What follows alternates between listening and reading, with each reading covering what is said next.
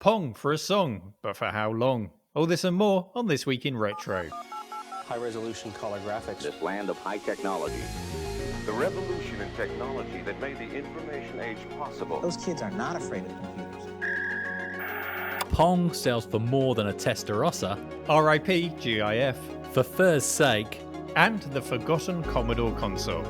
All this and more on This Week in Retro. Up-to-date news for out-of-date tech. So, Neil, what have you been up to this week? Skid marks. No, we're not talking about skid marks, Neil. Look, you banned me from talking about Amigas last week. I'm banning you. Go on. What have you been doing with skid marks? Well, you know, we've been racing with skid marks, and this is about epic skid marks for those of you who didn't catch last week's show. My latest addiction against my nemesis Asnavor, and the developer of skid marks made a bit of a boo-boo this week. He was tweaking the cars. We know this because he talks in the game chat and tells us what's going on. He was tweaking the cars. He made a tweak to a car, which had a knock-on effect to all the other cars, and all of a sudden we were racing a second faster than we had been before per lap. So we set all these lap times, and now he's put everything back to normal. We've achieved the unachievable. There are lap times that can never be achieved again. I noticed that your latest lap time was in the muscle car, which was my favorite when I was getting it. I find it easier to control than the Beetle. And when I noticed, I thought, I knew I was right. I knew the muscle car was the best, but now you've explained why, in fact, it's not the best. It was just temporarily the best. It was temporarily the best. He screwed up gravity or something like that, and all of a sudden the other car was the quicker car. And anyway, the times will never be achieved again. So it was a moment of glory. Anyway, moving on from skid marks, other than that, I've had some projects on the go, and I'm not one to follow statistics very closely on my YouTube channel. But I did notice there was a sudden spike in the last week or so on a certain video, and that video was the Man Irons video game boxes video, where I was restoring old crunched up video boxes. It has just soared. It hit something like 140,000 views this weekend. Wow. So I don't know where it's being shared, but obviously it's hit a nerve. And off the back of that, I was doing some research into how do we take that to the next step? Instead of restoring broken video game boxes, how about if we reproduce new big box video game boxes? So if I wanted to create a brand new Lotus Turbo Challenge box. So I got chatting to my friends at One Click Print, and this is how far we've got so far. I'm holding up. This is a mock-up for Cyberpunk. Ooh. It's not a real box, but we've made a brand new big box for big box games. And on the inside and everything, the artwork's all folded around just as it would be on the originals. It's got a lovely soft touch to the print. So I'm going to keep working on this, and I think we can make an episode 3 on that series of restoring games, and we'll go into the realms of reproducing old big box video games. Obviously, we'll have to put something on the back to say this is a reproduction, but I'm okay with that. If I can find the artwork to make a really nice brand new old video game box, obviously not something I can sell unless I get permission from the rights holders to use that artwork. But as a one-off to reproduce a box that I already own, I think it could be a fun episode. So that's what I'm going to be working on this week. Yeah. Have you got anything up your sleeve this week in terms of projects? Well, no, I was going to say I look forward to seeing that, Neil, because not just for reproducing boxes that are potentially getting hard to get, but if you're dabbling with making your own content, but in a small run, then to know how to make a nice package for it would be really useful information. So yeah, I think I'll take a trip up to the guys at One Click Print, and we'll look at the process and what they use, and is it something we can do at home, or are they using very expensive equipment? I don't know. We'll go and find all that out, but it should be fun. Yeah. Yeah. Nice. Looks good. For me, I did have a quick stab at skid marks, but wasn't fast enough to get into the realms of altered reality times and laps and that kind of thing. I don't know if you got caught out by any April Fools this year at all, Neil, or if you tried pranking anybody, but I had a bit of fun. I don't know if you remember the Magic Eye pictures. I could never see them back in the day. Did you see the? Yeah. So the Magic Eye pictures, for those that have maybe forgotten or have purposely been through therapy and had them erased from your memories, were sort of a weird, random-looking pattern, multicolored pattern on a poster that fetched quite a price in the shops back in the 90s. And the idea was if you focused your view through them, you would actually see a 3D image, and people would swear they could see them. They could see the dolphins, they could see the unicorn, they could see whatever they were told to see in the write-up for whichever piece they'd bought, I could never see them. So I thought I'd better have a bit of fun. I found a couple of random pattern generators. I produced a couple of patterns using them, took those into Photoshop to merge a couple in together so it was even more random, and posted it up on a couple of groups professing that there was a 3D retro computer hidden in the image and you would be able to see it if only you focused your eyes correctly. And a few people did say that they were there for quite a few minutes until they realized what the date was. Did anyone claim to have seen the image? The closest we got was, sorry, Shane, I'm dobbing you in. My mate Shane here in Perth, he claimed, he said, for a second there, I saw the Amiga check mark. I'm just smiling away thinking, there's nothing to see, mate. There's absolutely nothing. I remember those Magic Eye pictures when they were on sale. They were on sale everywhere for a spell in the mid-90s. And I could never see them except for this one time where I looked at one. And my eyes, your eyes kind of had to lock in. They had to lock into kind of the middle distance, didn't they? As you say, kind of looking through the picture. And then all of a sudden, I think it was the Eiffel Tower, or it might have been the Empire State Building, something like that, locked into place. And I was like, wow, I can see it. And then I could never, ever see one again before or since. Just that one time I locked in. So I was like, okay, finally, I believe these things are actually real. There are images in there. It's not the world's greatest hoax. But yeah, I could never do them. Terrible. No, I'm still convinced, Neil. It was all in your head. It's just Emperor's New Clothes. That's just my story. I'm sticking with it. Well, this even got as far as software packages. I don't know if you remember, but you could buy software packages just for making these Magic Eye images, and you got them on cover discs, and people were going crazy for them. Yeah, it's a very 90s thing, isn't it? I wonder if they'll ever make a comeback. I can't think of anyone that's nostalgic for them. No, they looked hideous. Anyway, we really must move on. Yeah, let's move on. More retro computer related. I did pick up. Do you remember me showing off Shane's Battle Station 2 joystick, the massive metal joystick from Australia? Yeah, I've got one, Neil. I've got one, and it was just. We haven't got time to go into details now, but I picked it up for a bargain price. I'm very happy with that. So, yeah, shall we move on? Let's go into our first story, Chris. Now, Neil, you may recall a couple of shows back how I lamented about not buying a Ferrari Testarossa when I had the chance. When I say I had the chance, did I really? Did I really have the money? But look, it was a dream that I feel I nearly achieved. But I also kind of celebrated the fact that retro computing is definitely the more affordable hobby. Do you remember that at all, Neil? I remember that. Yeah, the one that got away, that Ferrari Testarossa, which is all the more painful with your love of driving games and Outrun and, what could have been, Chris. Yeah. I know, tell me about it. But apparently I was wrong. We're not in the more affordable hobby. So a Ferrari, just to sort of lay the land here, a Ferrari Testarossa current price in Australian dollars is around 250,000. And that's for the more widely available left-hand drive model. In Australia and in the UK, you'd prefer the right-hand drive model, and they're more sought after because less of them were made unless they've been converted. So 250,000 Australian, that's about 190,000 US dollars. But what if, let's just imagine for a moment that you actually had that kind of cash laying around and you were looking for something to buy. Would you buy something like a classic Ferrari, or would you instead... And there may be tears in this story, Neil. I may cry, but would you instead buy Pong? Pong. Pong. For how much? 250,000 Australian dollars, that was. No, so the Ferrari is around 250,000 Australian. Okay. Yeah, I mean... I would consider it if you gave me like a whole arcade full of classic arcades with Pong at the end there. I might consider that over a Ferrari, but not for a single game. No, that's just ludicrous. I'm out. Well, somebody did apparently. So this story was brought to us on the subreddit by Jaco6502. And what it is it's not just any game of Pong. It is the original 1975 prototype for the home version. So the arcade version came out before that. The home version, this is the prototype that they built. And it sold at auction for, wait for it, 270,910 US dollars. So real dollars, not our pretend ones.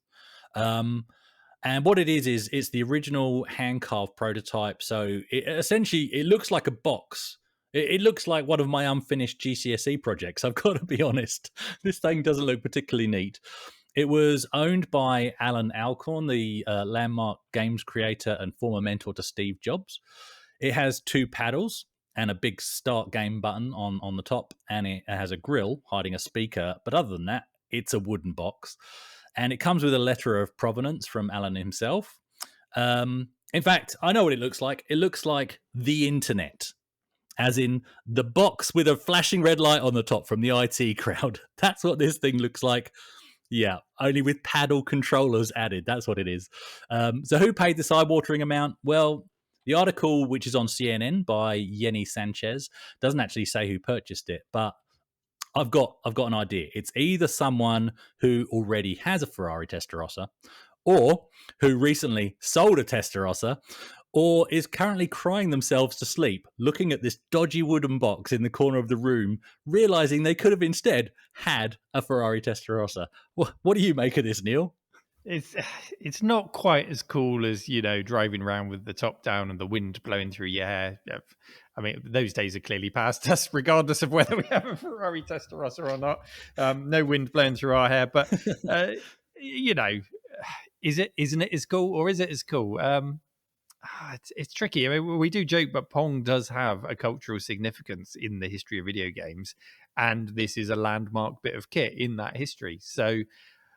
I don't think you mentioned Atari. It is, of course, by Atari, and we also joke about where Atari is and the state of Atari in the modern day. But that name still holds so much weight to it in the history of video games, and of course, that's going to be a big part of it here as well. The Atari badge, and the game itself, a simple bat and ball game. Pong, or the bat and ball game, was already a thing when this prototype came out. You had table tennis on the Magnavox Odyssey in the home at retail in 1972. So you had that. You had the much earlier prototype of Tennis for Two, or whatever it was called, on the oscilloscope. So this isn't the first. And if we carry on with our comparisons with cars, there were other cars around before the Model T Ford. But imagine how much a prototype of a Model T would be worth now, because of what it represented. It represented mainstream mass production and mass adoption. And that's what Pong in the Home did, despite the fact that there were many clones even of Home Pong. But because of where it came from, because of Atari, because of their arcade machine before it, all of these Home Pong consoles were often referred to as Home Pong consoles, even though they weren't actually called that on the packaging. It's like what we were talking about the other day, vacuum cleaning and Hoover, the brand and the name was associated with it. So, yeah, I do agree that it's a museum piece, especially with its confirmed letter from Alan to say this is legit, this is the real thing. And we could even argue that value will just continue to increase because of what it is. Give it a few years, you might be able to sell it and buy 2 Ferrari Testarossas. I don't know. I don't know. But there will never be another one of these. There will never be a prototype, at least I'm pretty sure there will never be another prototype Pong machine. It sounds like the one and only came from the man who invented it. Yeah. So it is a lot of money, but not to a museum. If we're talking about museum, the kind of money museums throw at art and sculpture and other things, why not? Why can't we have this kind of thing in a museum? Why can't we have future computer museums looking back on the history of video games and that kind of money being spent on these landmark pieces? So I'm kind of okay with it, Chris. I'm okay with it. Yeah, those are fair points, actually. Yeah, no, you're right. I mean, it's a one-off. There's never going to be another prototype quite like this dodgy GCSE project wooden box, and that's fair enough. And of course, wealth is relative. So even if it was an individual, I'm assuming that 270,000 was chump change to the buyer. It's not like somebody was. The big question is, Chris, are we going to start to see forgeries? Will we see a forged wooden box with a forged letter put with it? That's I'll when have to things can practice get my interesting. dovetail joints and my varnishing. Yeah. So maybe this wasn't just somebody, couple too many drinks, and they're on eBay and they've just accidentally put in 270,000 and bought Pong. This is something slightly different and slightly special. So yeah, that's fair enough. But yeah, if that does interest you, how much gaming you can get for 270,000, do check out the story on the subreddit. And I can only hope that this ends up in a public place where people can go and not necessarily play it, because it's a lot of money to let people get hands on with it, but at least go and look at it and enjoy reading about it and having a walk around it in a glass case or something like that. Let's hope that happens. Yeah. Our next story this week was submitted by subreddit reader Sample Stiltskin. Good name, and not one I've heard before on the subreddit, so welcome and thank you for contributing to it. And they inform us of the passing of Stephen Wilhite, the creator of the GIF. Now, let's get this straight. GIF. This is really hard for me because I have to force myself to say GIF because I used GIF for so many years. How about you, Chris? Are you a GIFer or a GIFer? I'm biting my tongue. I'm a GIFer, and when they announced that it was officially put forward that it was actually GIF, I'm like, no, they're just trolling. It's G for graphic, it's GIF. Anyway, let's not go there. Well, yeah, there really can be no argument because it was Stephen himself, the creator, who said it's a soft G, it's a GIF, and he said it multiple times, and he's made it very clear. So did he say it on the 1st of April? He didn't. No. He said it. Fair enough. So yeah, it's difficult to break those old habits, but yeah, unfortunately, Stephen, the creator of the GIF, he has passed away. The article linked on The Verge says that the format, while the vehicle for so many animations and memes on the internet now, wasn't designed, of course, with this in mind. Who could have known in the late 80s that memes would be such a big thing? And welcome just behind you there to your cat, Chris, who has just joined the show. What's your cat's name? Welcome, Stitch. If it's the thin one, it's Stitch. If it's one that looks exactly the same but twice the size, then it's Smudge. So I believe that's Stitch, and I'm just going to let him out. Go for it. Can you still hear me? You've still got your ears in, so I'll carry on with the story. Of course. So the GIF was first introduced on CompuServe in 1987 as a way to distribute high-quality, high-resolution graphics in color. So not necessarily animation, but just color images. But it was on June the 15th, 1987, that GIF version 87A was developed. And this allowed animations using timed delays. So anyone who's created a GIF before will know you can, on each frame, you can put in a little delay for how long it is before the next frame appears. And you can also tell it to loop and things like that. So it moved on from being a static picture. Stephen created the GIF at home. And then when it showed promise, he took it into work and he perfected it at work. Now, CompuServe would go on to be bought by AOL, who they allowed the patents to expire in 1998, so nearly 10 years later, or just over 10 years later, which meant the format then became public domain. Now, something less known about Stephen, just to get a little insight into his personal life, was that he and his wife built a house, and in building that house, they designed a whole section of the basement just for his model train set. So model railways were his nerdy hobby when he wasn't creating the GIF and doing many other things. And for a long time, the GIF was pretty much the only way to animate anything on the internet. I'm thinking of those dial-up days where you were charged by the minute, you were watching the clock, and sometimes you'd even download web pages, GIFs and all, so that you might then disconnect from the internet and then just read the web page offline in your own time to save money. Imagine that in the modern day. And GIFs, they seem so unremarkable now. But just thinking back, can you remember your first experience of GIFs or just some general experiences of those early web days? Chris, what can you remember? Yeah, okay. I mean, first of all, I've got to say, I'm not going to be able to say GIF. I'm sorry. It's going to be GIF for me, all right, throughout this, which it means we keep everybody happy. You can say GIF, I'll say GIF, and the world is good. But I must throw in here also, I would have got on with this guy because I was a lover of model trains, and I've still got my original ones from my childhood. Yeah, they're still in my parents' loft waiting for me to collect them, so I will do that. None of them are worth anything, of course I've checked, but anyway, can't wait to get my hands on those. But yeah, GIF memories, well, first and foremost, it's annoying animations. And the problem is, in the early days of creating our own web pages, we didn't see them as annoying. We saw them as awesome. Something was moving on the screen. And so we put them everywhere. And that was not necessarily a good thing. As I became a bit more, let me say, mature in my use of GIFs and different graphic formats, at the time, really, it was between, GIF and JPEG, if you were talking about online formats, I became a fan of using GIF for things that needed very few colors, so things like logos and flat shade graphics, cartoony as I would call them, because you could get very small file sizes. And back then, because it was all about dial-up, it was all about page size, and that came down to the individual file size of any images. So limited color, flat shade, cartoony graphics, GIF was fantastic. At the time, anything that then went into using gradients or became more photographic, you really did lean towards JPEG, or at least that was my habit. Because actually, when you applied those kind of effects to a GIF, well, then the file size actually blew out beyond what you could achieve with a good-looking JPEG. So you had to be really economical with those sizes. And for me, I don't know why, but when somebody says GIF, my mind automatically fast forwards to when Flash came out, because of course that was the next really cool way of being able to produce really high quality animation.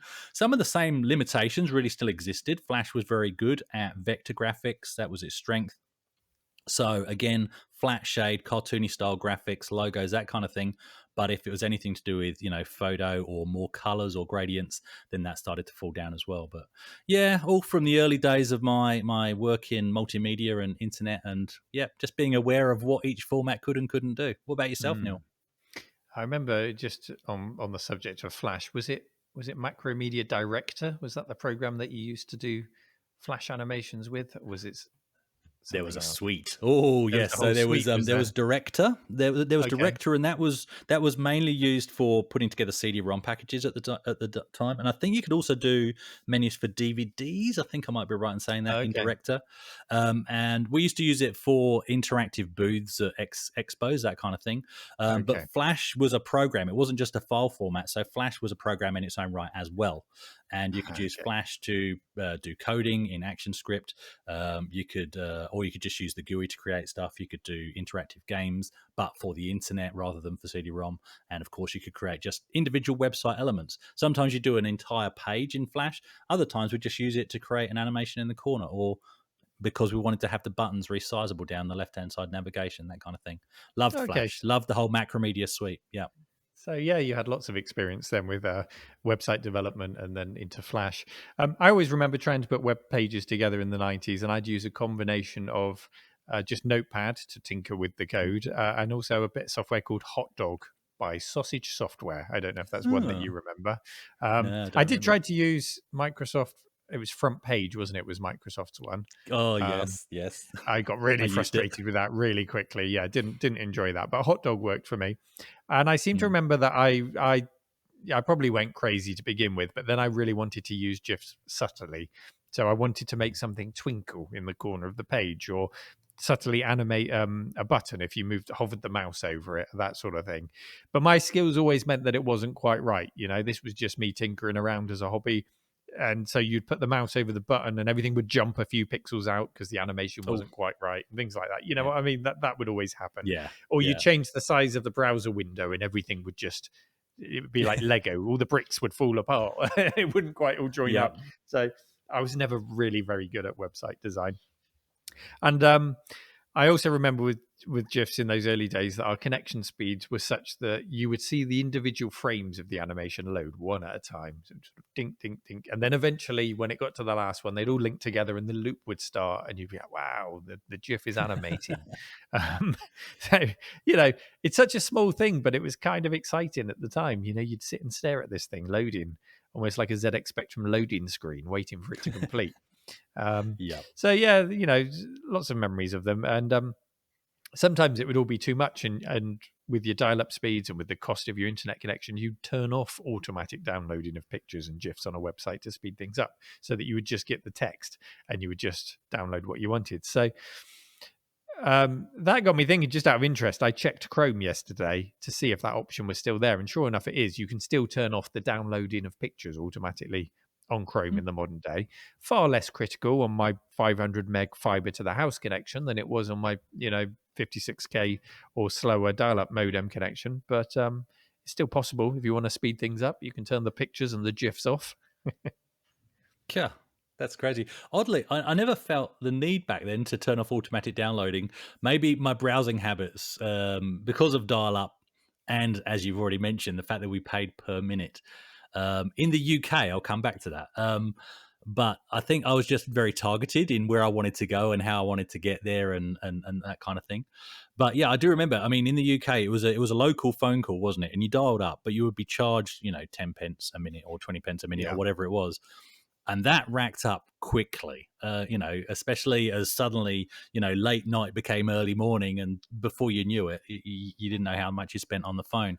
So we were, especially with emails, we would, log on. Yeah, well, even you type your email offline, you'd then log on, hit send and receive, wait for your emails to go, new ones to come back in, and then log off to save money. So when we first visited my wife's parents here in Australia, I taught them this money-saving habit, not realizing that the way, and it might be different in the US as well, the way it works here in Australia, or it did at the time, was you pay per connection, not per minute. So Oh, rather than saving the money, I was no. greatly increasing by several fold the money they were spending on their internet. Oh, no. So yeah, they could connect once. It was a local phone call, and they could stay on for 3 hours. It's the same charge, which, when you realise that other countries approached it in a different way, really, in some ways, potentially, well, I wouldn't say held back the internet in the UK, because clearly it didn't. But we were ripped off, Neil. We were totally ripped off. I've got a feeling that, and I'm sure a listener will correct us if this is wrong, but I'm pretty sure that's how it was in the US. I think local phone calls were a flat Right. rate, free of Yeah. charge, or just a flat rate charge, and then long distance rates, so it was probably cheaper for them to dial up and get on the internet. Mid 90s, I remember being happy if my internet spend per month on dial up was about £50 to £55 a month. That's about where I Yeah. was, which is quite a lot Yeah. of money at the time. And I made the mistake once. I think I've told this story before on the podcast, so I just repeat it very quickly. Was that I used a British Telecom phone card so that the dial-up connection would be itemized on my dad's bill, so that I could say, "This is what I've spent," and I can pay for it. Not realizing that if That's you a went good through the idea. phone card, it charged you a premium rate. So that one Oh. month that I did that, I got an internet bill of over £500. Oh no. Oh yes, took a while to pay that one off. Oh, not good. In fact, I think he was quite lenient, and he helped me with that. But after that, I coded a little program that would run every time I connected, take a record of it, and then keep a running tally of how much I was spending. So I was never in doubt again. But that was a painful lesson.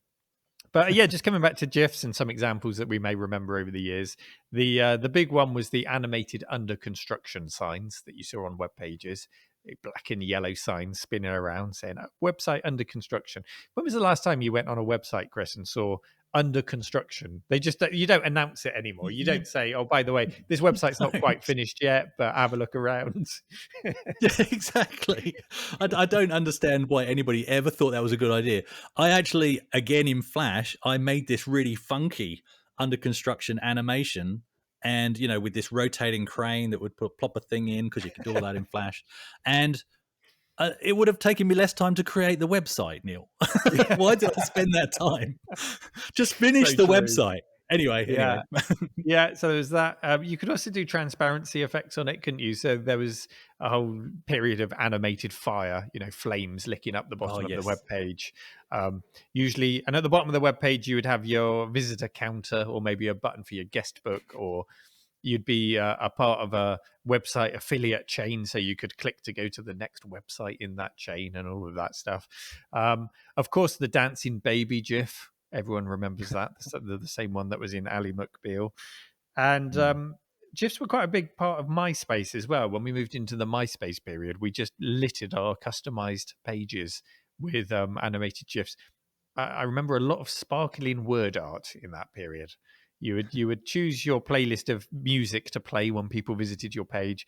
You'd have sort of sparkly words, and then the really bad ones would have animated backgrounds as well, sort of wallpaper on the back. It's just making everything completely unreadable. But we did it because we could, and GIFs were cool, and animation was so new and exciting on the internet.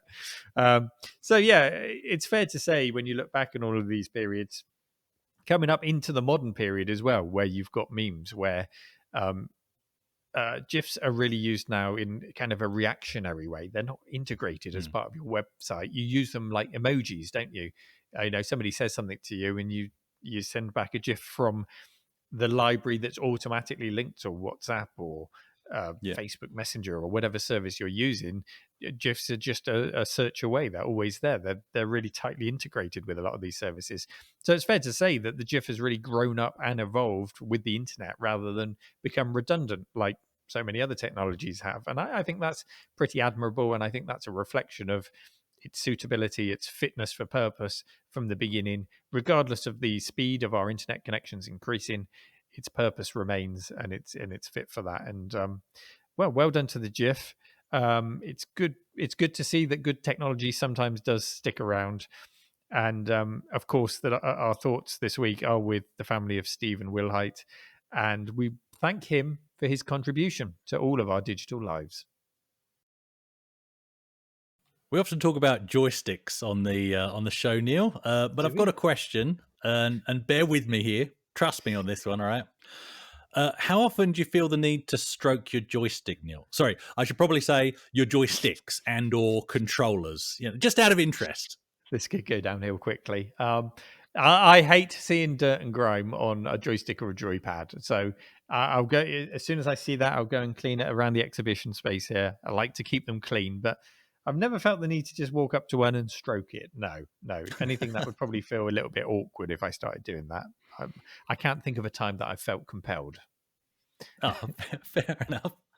Maybe the problem is that they're not furry enough, Neil. Oh, so I do think this might be a new low in gaming and anything retro and anything ever. But there's a new limited edition set of controllers for the Xbox. They're a limited run, and they're to celebrate Sonic the Hedgehog 2, the movie. One is blue, of course, and the other one, well, it's red. And they're both furry. They're covered in fur. Yep, the entire controller is covered in fur except for the buttons. So they come with a custom Sonic-themed Xbox Series S, and these utterly stupid controllers aside, the Xbox, I think, actually looks quite nice. It has Sonic versus Knuckles image across the front of it, really nice graphic. And above that, encompassing the circular grille, there's a nice, big, shiny gold ring. What else would they put there? It's a weighted question, Neil, as I'll get to how you attain this in a moment, but is this something you'd buy? A custom Xbox Series S with furry controllers? So let me get this straight. The Xbox itself isn't furry, is it? It's just the controllers. No, just the controllers, yeah. I feel like I need to raise the obvious, first of all, which is that hedgehogs are spiky. They're not furry. So that's a damn good point. That's a really good point. It's a bit odd that they've got. Well, I wouldn't expect them to make a spiky controller, but okay. Well, I'm not sure where the furry bit. Maybe it's belly. Maybe it's like you're tickling Sonic's belly or something like that. I don't know. Never tickled a hedgehog's belly. I don't know if they're furry. But yeah, what this smacks of, looking at it, is the kind of thing that's going to look horrible in a few years' time. If you don't already think it looks horrible. Do you remember that trend for soft touch plastics that had kind of a matte black, well, it wasn't always black, but often it was like a matte black soft touch plastic layer all over them. Yeah. And then over time, that layer would turn to like a gummy substance, and then everything ended up looking horrible and sticky. And as retro collectors, we come across things like PDAs and things like that, which are just all gummy, and all you can do is rub that off to get to the plastic below, which was never meant to be seen. So it doesn't ever really look the same again once you've got rid of that. So I think it's going to end up like that. I think these joypads are going to end up with bald patches, with matted hair, with chewing gum stuck in them, or whatever else. It's not going to be a good look. I mean, how do you maintain them? Do you have to shampoo them? Do you have to? What do you do to look after these things? Or hoover them? I don't know. But is it going to be one of those things that are destined to stay on a shelf as a display piece forever? I don't know. But I will say this: as I get older, Chris, and I don't know if other listeners will relate, is that when I sit and play games for long periods, I do now start to get cold hands and cold feet as well. So my circulation is obviously getting worse with age. So maybe not a furry one, but maybe a heated joypad. If I could request a heated joypad, that'd be quite a nice thing. Or do you know when people ride mopeds up and down and they have like these gloves that are attached to the handlebars that they can slip their hands into, and they're heated? Some of those on a joypad. That'd be quite nice, wouldn't it? Yeah, like a nice old person tartan pattern on there with some matching slippers. That's how nice pair of I woolly want the mittens. game. Yeah, gaming for the older generation. I think there's a whole range, a whole fashion range in there, and accessories and peripherals. Yeah, I'll get thinking on that. I'll see what I can put into the shop. But indulge me anyway, Chris. How much is this, and where do I get one? Well, you can't. Yep. Sadly, you can't just buy it. Well, I say sadly. It's not something I particularly go for. But anyway, the details are in the story by Matt Patches on Polygon.com. So it's essentially, yes, it's a limited run, but they're doing them as giveaways on an enter to win sweepstakes. So to enter, you have to go to the Xbox Twitter page. You have to retweet a promotional post with the hashtag Xbox Sonic 2 sweepstakes. Or apparently you can use Microsoft Rewards to buy a raffle ticket to be in the draw to win one. And it ends on April the 30th. So all this craziness aside, furry joypads and all of that, what about Sonic? Were you a fan? Well, before we go on, have you actually checked the date of this announcement, Chris? We've got to be careful of April Fools here. This isn't an April Fools, is it? I did indeed check. The thought did, in fact, cross my mind, and I double-checked. The story was actually published on the 22nd of March, so I think we're safe. Okay, just had to double-check. Sonic. Sonic I have always admired. I've always appreciated those first versions that were so very tightly put together, and they pushed the Mega Drive hardware to its limits, showing us everything that the machine was capable of. It really was such a great way to show off the machine. And I mean, what was Sega's mascot before that? Was it Alex Kidd? Was it? I'm not quite sure. They did have a mascot, didn't they? To me, it's just Outrun. It was just Outrun. Well, on the home console, Sega Outrun. That's it. Yeah, I mean, Sonic really stepped up to the plate. What a mascot that is, and continues to be to this day. And I always laughed a little bit, despite being such a hardened Amigan at the time, and I would always fight the corner of the microcomputer over the console at the time. But I would laugh when I saw our microcomputers try to emulate the kind of platforming action that we saw in Sonic. It just wasn't happening. Even if it was possible technically, the team behind Sonic was just awesome. And likewise, of course, Mario. Mario was its real rival. Mario was Sonic's rival. Nothing that was, Zool, Putty, anything like that on the Amiga, any platform, the Gianna sisters, anything like that. They were good games, but they didn't come close to the Sonics and Marios of the world, if we're honest. And if I had to pick between those two, Sonic and Mario, it's a really, really close one, but I am slightly on the side of Mario, just slightly. If I had to pick between the two. But I did always love going to my friend's house that owned Mega Drives, always loved playing Sonic. And we would play it for a while, but before long, Streets of Rage would be loaded up. That's the game we would play the most. Fair enough. A fan of Sonic, I think it's fair to say. Yeah, cool. I'm not a big platformer, but I did play Sonic, but only did I ever play it on the Mega Drive. My friend Sean had a Mega Drive, probably played it maybe once, but I ended up with a Sega Game Gear at one point.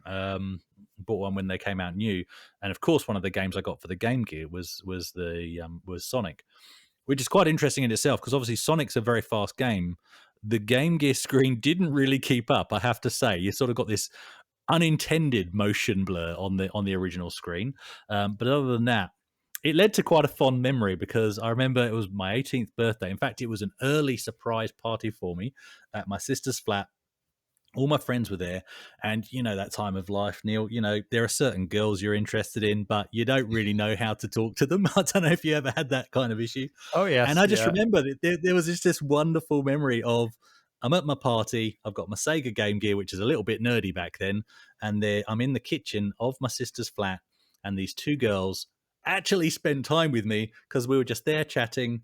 So Carolyn and Rebecca, and I had a bit of a thing for Rebecca at the time, and we just sat there sitting on the kitchen floor playing Sonic on the Sega Game Gear. So thank you, Sega. Legend. Thank you, Sonic. That was fantastic. Until the battery ran out. Yeah, I about 5 imagine minutes that, later. I imagine Sonic on the Game Gear is probably the same as the Master System version, and it always makes me chuckle. We have a Master System out here for people to play on, and a big stack of cartridges so they can choose what game they want to play. But 9 out of 10 people go for Sonic on the Master System, and I think it's because they're so familiar with it on the Mega Drive. They just want to see what it's like on the Master System. It's almost like they're looking for the car crash. They just want to oogle it and go, well, how bad can it be? And actually, it's a pretty good version on the Master System without the problems of the Game Gear's screen. But yeah, it's just interesting to me that people go for Sonic on the Master System out of all the choices that they have here. Yeah, interesting. Cool. So if you want to run rings around the competition and get stroking, you better speed over to the subreddit and check out the full story shared by Starcade2084. Our next story comes from Oz RetroComp, who we must thank again for being a guest a few weeks back, as well as Mean Machine Dean last week. I had a really good time chatting with him, and that was good. Yeah, it was good. It was a good chat, and that's not to say these people won't be back again for future episodes. I think we're very open-minded here to who might be a guest on the show. So if you've got any suggestions, do come and chat to us on the subreddit and let us know. Or we're very happy to have these people back again if you particularly enjoyed their shows. So we're happy to do that. And thank you again to them. Now, what we do love speculating on this show is unreleased hardware. We chatted about the Atari ST console recently on the show. And thanks to a submission to the subreddit by Oz RetroComp, we have a new one to talk about this week. It's the Commodore 64 game machine. You might think you know about this one, but I'd hazard a guess that you don't, because you're probably thinking of the Commodore 64 Game System, or GS, not to be confused with the Game Machine. The GS was released in December of 1990, and that was pretty much a regular Commodore 64 board inside a keyboardless console case, and that was released end of 1990. The 16-bit consoles and the micros were in their stride, so of course that flopped. It was an awful console. It turns out, however, that Commodore had something called the C64 Game Machine on the table 5 years earlier. Unlike the GS, this was a C64 that was redesigned on a much smaller scale system board. So they had actually put some thought into this rather than Commodore trying to shift leftover C64 boards from the factory. And it's an odd one. There'll be a link in the show notes to go and have a look at this. So I'd urge you to look at pictures, or perhaps Duncan's showing them on the screen when he edits this up for us. And what you'll see is a small console. It's got a joystick integrated into the case, which I always found to be an odd design choice when people integrate joysticks into systems, because they're always going to break. You've also got a D9 joystick port on the side for player 2 to plug a regular joystick in. And the case is injection molded. So that would suggest that it was rather close to production if they've spent the money on the molds and they've got that far. For our audio listeners, what you've got is a cream-coloured console with the Commodore logo on the front left. It's got a raised part at the back that looks like it's kind of got speaker holes, and there are also what look like buttons between those holes, but I don't know if those buttons would have just been for the prototype or if that would be in the final design. They look a little bit shonky, if I'm honest. And then on the right-hand side, you've got this half a ball, and it's a blue round joystick. It's not like a stick with a ball on top. It's a round ball. It very much reminds me of half a ball cock in your toilet cistern. It's like a blue ball cock sticking out the top of this console. And I think if you removed that, looking at the style of the case, it almost looks like a telephone handset would sit there. So I would describe this as looking like a telephone answering machine with a bullcock on it. I'm not doing a very good job of explaining this thing for our audio listeners, but just put those elements together. You'll come up with something. I'm sure it'll be similar. So, Chris, it's 1985. The Nintendo NES is out. The Sega Master System comes out in October of that year, at least in Japan. It's with us a little later. We know that Commodore can produce this thing cheaply because they absolutely devastated the US low-cost computing market with their aggressive C64 pricing strategy. So I'd expect this to be very affordable. But would it have been a contender? What do you think? Firstly, Neil, I have to say, and to help you with your description for the audio listeners, this looks like a Fisher-Price baby toy. Let's not pull punches. It looks like my first computer, and that doesn't look like a joystick. It looks like something you'd slap because at the age of 2 months, you have little cognitive ability to do anything else with it. Oh, there's a blue plastic thing. Hit. It just that's what it reminds me of. I'm sorry. So I assume around the back there's a hidden pull cord maybe, and you pull it out and it slowly retracts whilst playing short chip tunes of Twinkle Twinkle Little Star. That's what I'm expecting when I look at this thing. Who designed this? Who sat in a boardroom ready to present to management thinking, yep, that's a job well done, lads? So I don't know, not surprised it flopped or didn't get out in the first place. So no, I don't think it would have been a contender. I mean, when you compare it to what was out, as you've just mentioned, the Master System looked sleek. It looked futuristic, and I'm talking about the first version of that console. Not particularly a fan of the Master System 2, but the original one looked great in the day.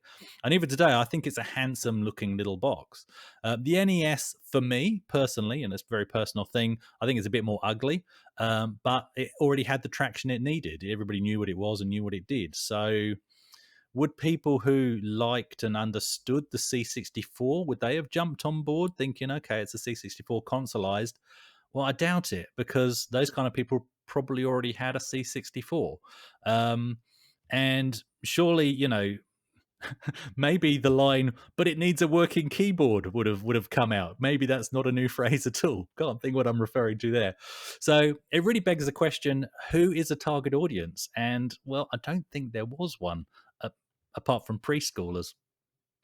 Comes down to price, doesn't it? I mean, if this thing had come onto the market at £50, then it could have cleaned up. If you look at the cartridge slot, it looks to be identical to the regular Commodore cartridge slot, so there would have been a library of games available.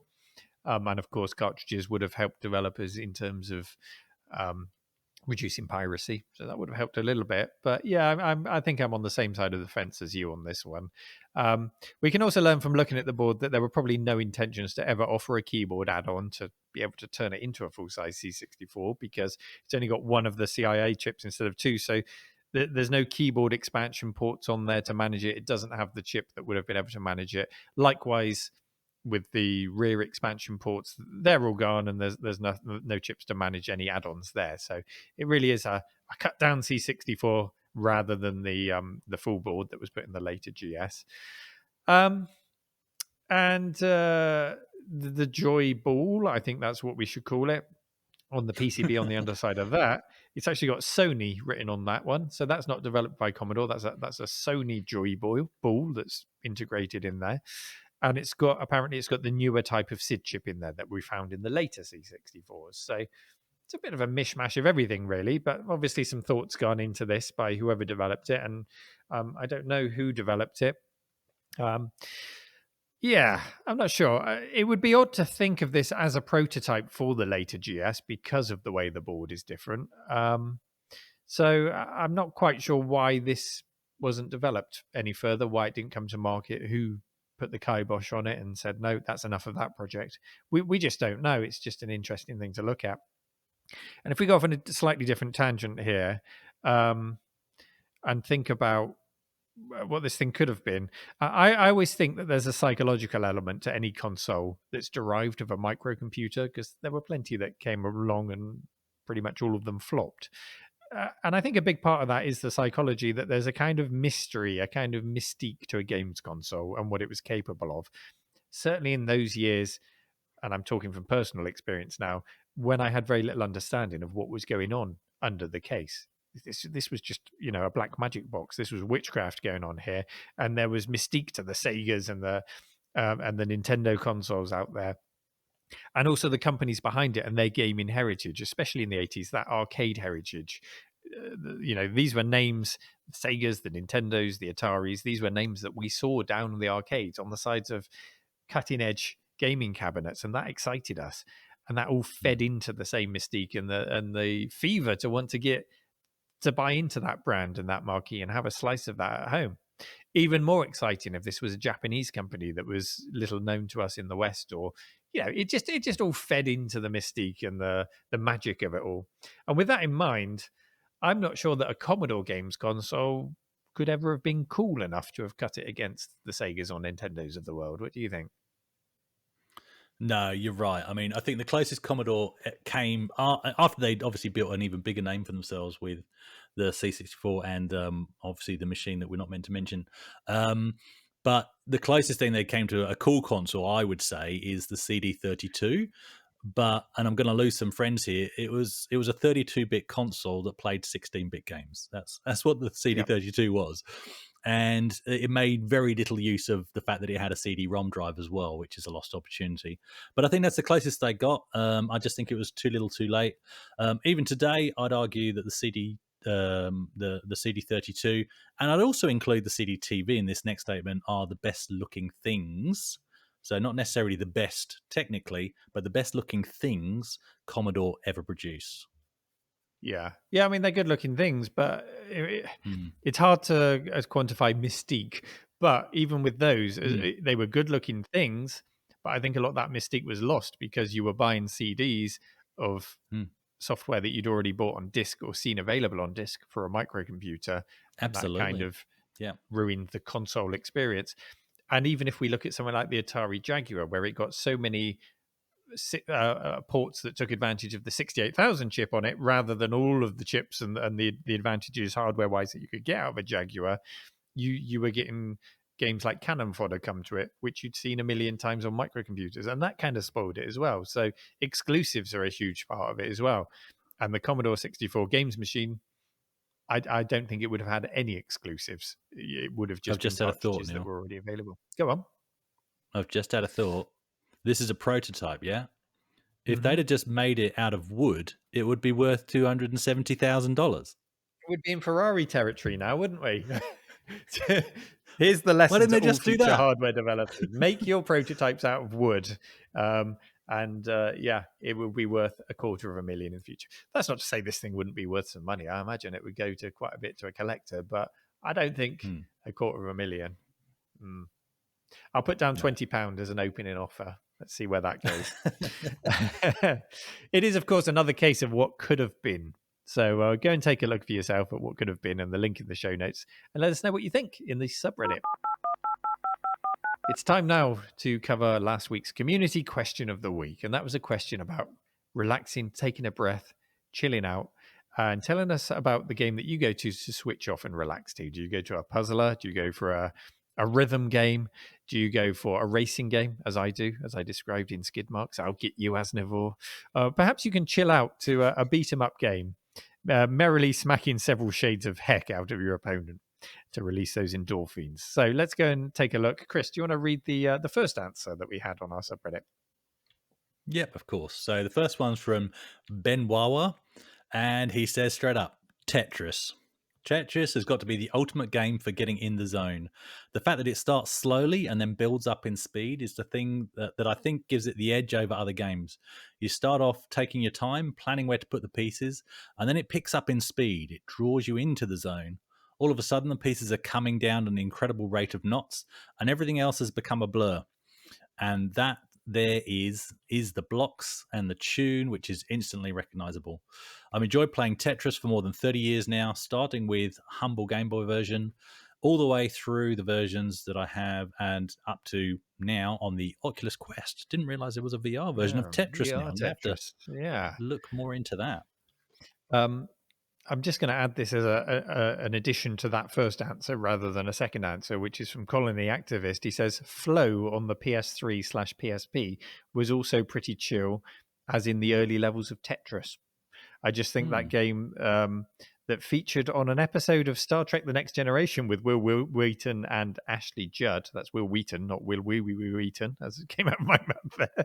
And they said that looked chill. I don't know what that reference is, I'm afraid. I didn't see that game on Star Trek. But yes. You do? Okay. Was it Tetris-like? No, it was just a sort of, a sort of fictional game, but the entire crew got addicted to it. There were some aliens. There's always aliens. There's always interference in Star Trek Next Gen, and there's always aliens doing experiments on the crew. And this was, their way of sort of influencing the entire crew and taking them over. That's right. So they took over the crew to then take over the ship to do whatever evil alien things they were doing. Can't remember all the details, but yeah, it was just sort of this weird sort of pseudo 3D checkerboard in the game with this weird cone, and they had to get a ball into the cone, and it made nice noises and did soothing things, and that's how they became addicted. Yeah. Did they have to play it in the holodeck? Where did they play that? They were playing it. They were plugging a thing into their head. That's all I remember. And they were reproducing these things in a replicator. So they just wore it on their head, and then it sort of took over their consciousness. Yeah. Okay. The next answer is from Krills. He says, grinding in RPGs. I've developed a deep and growing love for RPGs over the past 3 or 4 years, specifically JRPGs. Working through one game over the course of 2, 3, sometimes 4 months by chipping away at 10 to 15 minutes a day has become a great balance within my daily workflow. That's something you don't often hear people say. I've managed to find a nice balance of 15 minutes a day in my daily workflow. And I go, oh no, I'm all on or all off. I'm addicted. I can't stop. So well done for managing your time so well.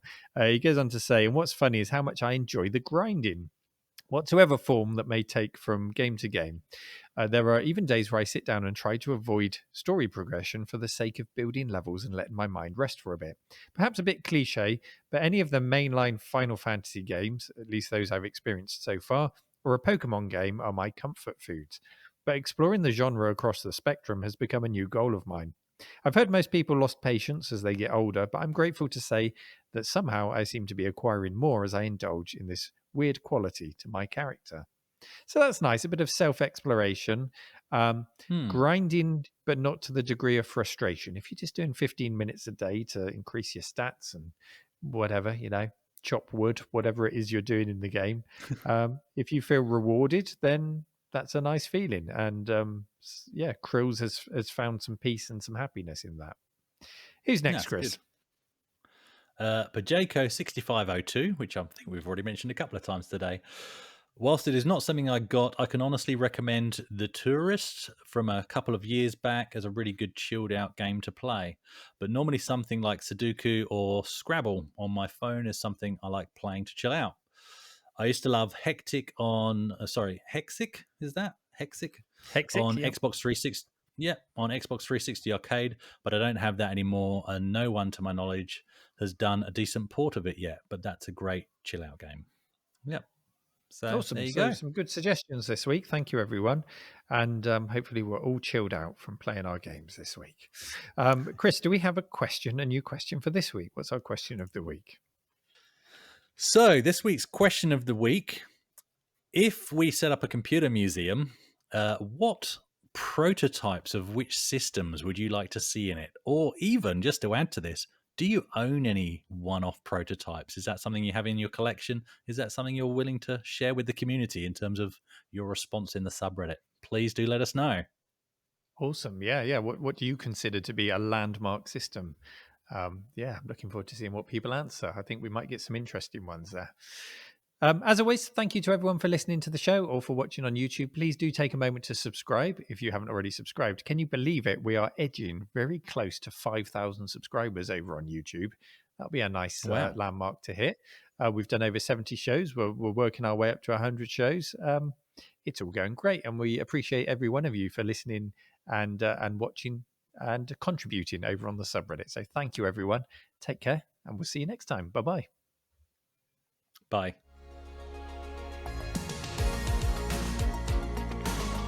This Week in Retro was presented by Neil Thomas from RMC The Cave and Chris Winter from 005 AGIMA. It was produced by me, Duncan Styles. The podcast version of the show is available through your favourite podcaster, including Apple Podcasts and Spotify. And the video version is available on the This Week in Retro YouTube channel. Join our community subreddit at r/thisweekinretro to suggest and vote on the stories we cover on the show.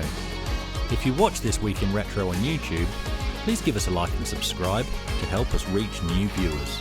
If you enjoy our show and would like to support it, then please check out the link to our Patreon page in the show notes or description. Thank you for listening, and we'll see you next time for more up-to-date news for out-of-date tech.